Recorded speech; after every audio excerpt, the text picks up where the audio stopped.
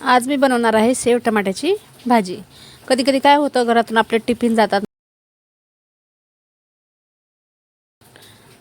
मिस्टरांचे tiffin, तर आपल्याला भाजी उरत नाही खायला। मग त्यासाठी पटकन होणारी भाजी तरी सेव टमाट्याची भाजी नक्कीच करून बघा। काय करायचं आहे, 2-3 कांदे कापायचे, 1 टमाटर कापायचं आहे, कढई ठेवायची। कढईत पहिले जिरे मोहरीची फोडणी द्यायची आहे, थोडासा कढीपत्ता टाकायचा आहे, चिरलेला कांदा टमाटर कापून घ्यायचे आहे, घरातले बेसिक मसाले टाकायचे, चवीपुरतं मीठ टाकायचं आहे, हळद टाकायची आहे थोडी, आणि थोडंसं पाणी टाकून हे मसाले छान फ्राय होऊ द्यायचे तेलामध्ये।